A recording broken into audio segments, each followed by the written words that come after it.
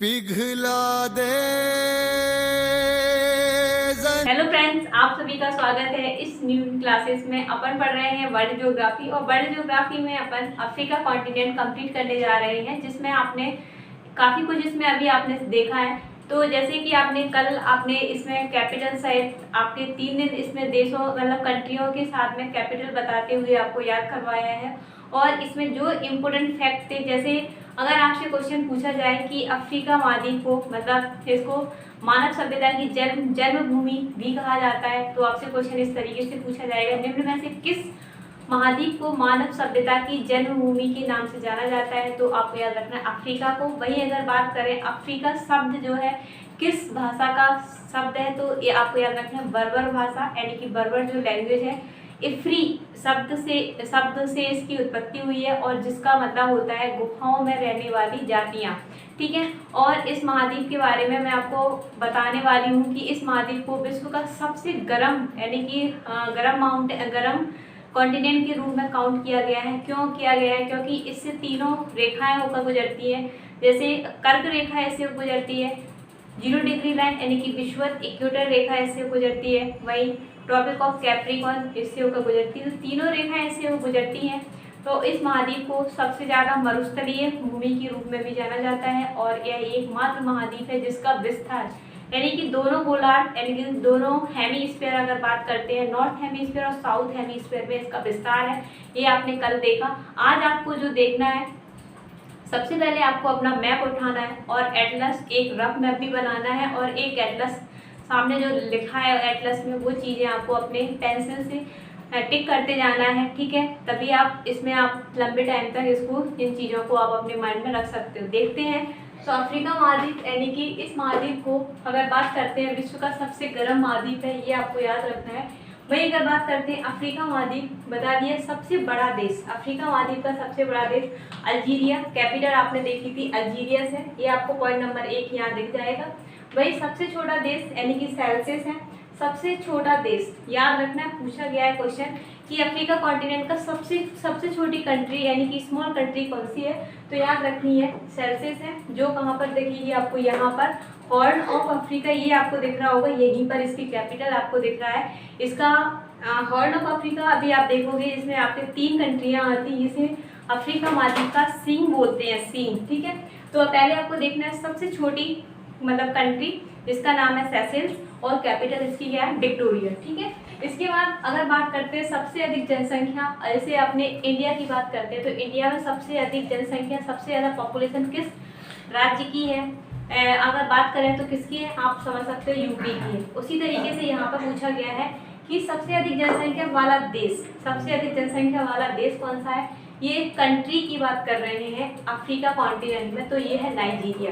Nigeria की capital याद करवाई थी अबूजा। ठीक है, तो आपको याद रखना है नाइजीरिया यहाँ पर मिल जाएगा, इसकी कैपिटल है अबूजा। ठीक है। वहीं अगर बात करते हैं अफ्रीका महाद्वीप विश्व का सबसे गर्म महाद्वीपों में काउंट किया गया है, ये आपको याद रखना है। विश्व का सबसे गर्म अगर कॉन्टिनेंट है तो अफ्रीका महाद्वीप है, ये याद रखना है। मिस्र को एशिया और यूरोप से जोड़ने का जंक्शन किसे कहते हैं? तो जो मिस्र है ना, वो इधर यूरोप पड़ता है और इधर एशिया पड़ता है। यूरोप और एशिया को जोड़ने का काम, या एशिया और यूरोप का जंक्शन किसे कहते हैं? मिस्र को कहते हैं। तो ये आपको याद रखना है। कल आपको बताया था कि यूरोप और अफ्रीका को अलग करने वाली जो जल संधि थी, जो जल डमरू था, तो वो कौन सा था? जिब्राल्टर जल डमरू था। वहीं एशिया और अफ्रीका को अलग करने वाली जो जल संधि थी, उसका नाम था बाबल मंडल जल संधि। ठीक है, तो ये याद रखना है। वही अगर बात करते हैं दुनिया की सबसे लंबी नदी, जैसे आपने देखा दुनिया की सबसे लंबी नदी का नाम क्या है? नील नदी है। लेकिन इसका ओरिजिन पूछा जाए, इसका उद्गम पूछा जाए, तो आपको याद रखना है कि इसका ओरिजिन विक्टोरिया झील से हुआ है। और विक्टोरिया झील आपको ये 0 डिग्री लाइन यानी कि ये आपको बता देते हैं, ये 0 डिग्री लाइन यहाँ से गुजर रही है, विषुवत रेखा यहाँ से गुजर रही है। तो आपसे पूछा जाए कि नील नदी यानी कि विश्व की सबसे लंबी नदी है, ये तो सब जानते हैं। ओरिजिन कहाँ से हो रहा है? विक्टोरिया झील से। विक्टोरिया झील कहाँ पर है? तो विक्टोरिया झील पॉइंट नंबर 8 आपको यहाँ दिख रहा होगा, पॉइंट नंबर 8, यानी कि विक्टोरिया झील जो है विषुवत रेखा पर स्थित एकमात्र झील है, ये याद रखना है।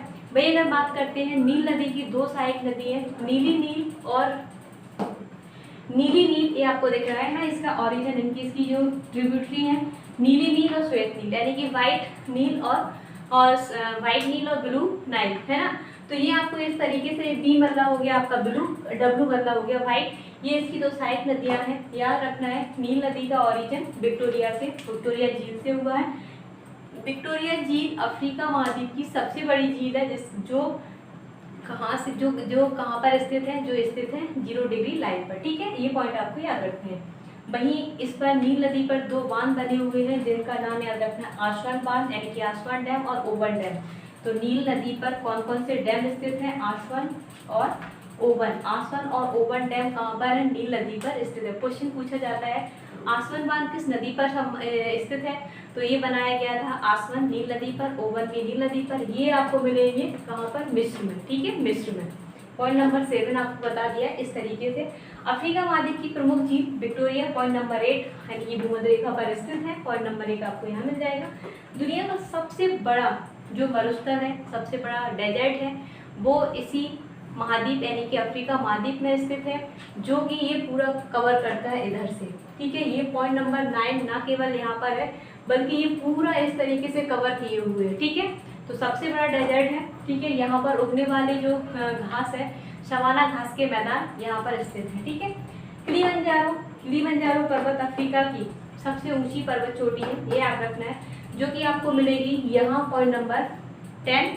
तो इस तरीके से आपको चीज़ें देखनी है। किलिमंजारो पर्वत यानी कि क्वेश्चन पूछे जाते हैं हर कॉन्टिनेंट की सबसे ऊंची चोटी। जैसे आपको बता दें, मैंने आपको सबसे पहले ऑस्ट्रेलिया पढ़ाई थी, ऑस्ट्रेलिया के बाद उत्तरी अमेरिका, दक्षिणी अमेरिका।